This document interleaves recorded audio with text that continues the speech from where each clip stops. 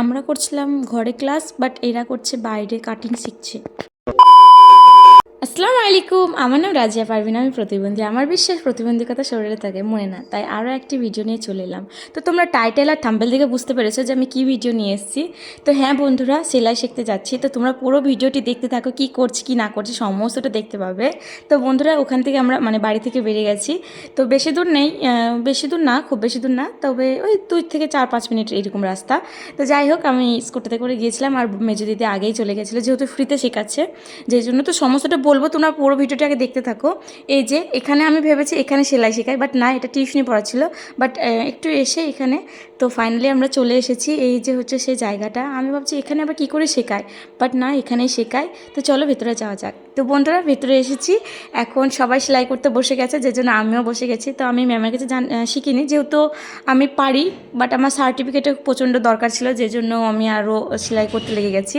তো এখানে সবাই সেলাই করছিল, সবাই যে যেমন পেরেছে সে তেমন ডিজাইন করেছে। আর এই যে এটা হচ্ছে আমাদের ম্যাম, ইনি শেখাচ্ছিল। উনি সব পারে, সমস্তটা পারে। তো উনি সবাইকে শেখাচ্ছিল ফ্রিতে, যেহেতু সেই জন্য কে না আসেনি, সবাই এসে প্রচুর ভিড় ছিল, তোমরা শেষের দিকে দেখতে পারবে। তো আমি এখানে হেম সেলাই করছিলাম। আমি সবটা জানি, বাট সেলাই নামগুলো জানি না, যেহেতু আমি হ্যান্ডিক্যাপ, যেহেতু আমাকে বাড়িতে বসে কিছু করতে হবে, সেজন্য শিখে রাখা ভালো। আর সার্টিফিকেট থাকলে সেটা দাম থাকবে, আর যদি আমি শিখেও যদি সার্টিফিকেট না থাকে, সেক্ষেত্রে আমার কাছে কোনো প্রুফ নেই যে আমি এটা জানি, সেজন্য আরও শিখতে যাওয়া। তো যেহেতু তোমরা সবাই জানো আমি জিও কলিংয়ের কাজ করি, তো সেই এক টাইম বের করে আমি এটা শিখতে গেছিলাম সার্টিফিকেটের জন্য, বারবার বলছি তোমাদের। তো এখানে আমি হেম সেলাই করতে বসে গেছি। ম্যামের কাছে দেখিও নি, কিছুই না। ম্যাম বলবে যে কে এলো কে জানি। তো এখানে আমার মেজো দিদি সেলাই করছিল, এই সেলাইয়ের নাম জানি না। তো সব নামগুলো কিন্তু শেখাবে, বলে দেবে লাস্টে, ওগুলো সুতো দিয়ে নিচে নিচে সব লিখতে হবে। তো এখানে মেজো দিদিকে দেখে দিয়েছিল, আর এটাই ম্যামে এঁকে দিয়েছে, যে জন্য মেজো দিদি তো সেরকম জানেই না বললেই চলে, তো টুকটাক মতো জানে, সেজন্য হাতে ফিনিশিংটা আনার জন্য ও এখানে এসেছে। তো যাই হোক, ও সেলাইটা শিখছে, এখানে মেজো দিদি করছে, এখানে আরও একটা দিদি আছে, সেও করছিল, সে আগে থেকে এসেছে, আমার মেজো দিদির আগে থেকে এসেছে। তো এখানে উনিও করছিল, এই ফুলটা ভুলে গেছিলো, তো উনি আমাকে দেখে দিতে বলেছিল, তো ওনাকে ফুলটা দেখে দিলাম। আর এইখানে দেখো হিন্দুদের, উনি হিন্দুদের, তো যে জন্য একটা গোপাল এনেছিল ছোট্ট পাড়া, বেশ কিউট পাড়া লাগছিলো দেখতে। তো যাই হোক, এই যে সেলাই করছিলাম আর গল্পও করছিলাম, প্রচুর গল্প হয়েছে, ভালোই লাগছিলো সেলাই করতে, যেহেতু অনেকজন ছিল, তোমরা দেখে বুঝতে পারছো কতজন ছিল এখানে।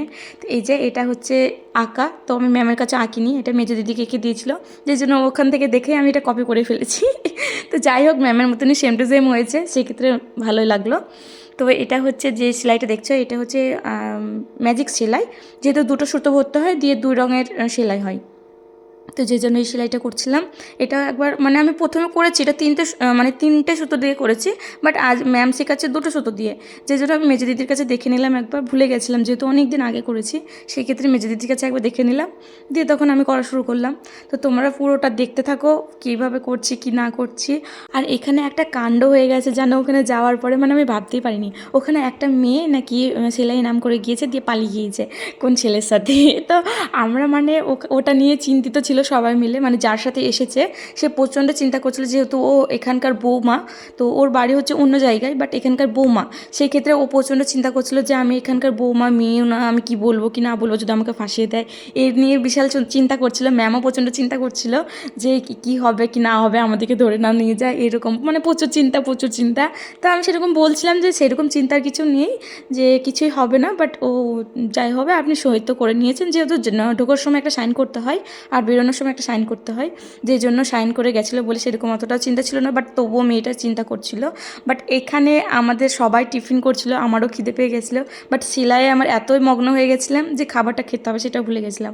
দিয়ে সাইড থেকে মেজে দিতে আবার বিস্কিট খাই দিল, যেহেতু সেরকম টিফিন করতে হয় বা করে সেরকম আমি জানতাম না, যেহেতু ফার্স্ট টাইম গিয়েছিলাম, তো যে জন্য বিস্কুট নিয়ে গেছিলো এমনিতেই, তো সেখান থেকে বিস্কুট খেয়ে নিলাম। আর এই যে হচ্ছে সেই পুরোটা, এই হচ্ছে পুরোটা করেছে, একটুখানি বাকি ছিল, ওটা আমি বাড়িতে কমপ্লিট করেছি, যেহেতু 2টো বেজে গেছে, 10টা থেকে 2টো পর্যন্ত ক্লাস হয়, তো সেই জন্য আমি তো গিয়েছিলাম 11টার দিকে, তো এতটাই পেরেছি। বেয়ারগুলো যেগুলো হেম সেলাই করছিলাম সেগুলোও করেছি, এবং কি এই ডিজাইনটাও করেছি। তো সেই ক্ষেত্রে অতটা টাইম হয়নি, যেহেতু 2টো বেজে গেছিলো, সবাই চলে যাচ্ছিলো, যে জন্য আমিও ভাবলাম যে আমিও কেন একা থাকবো।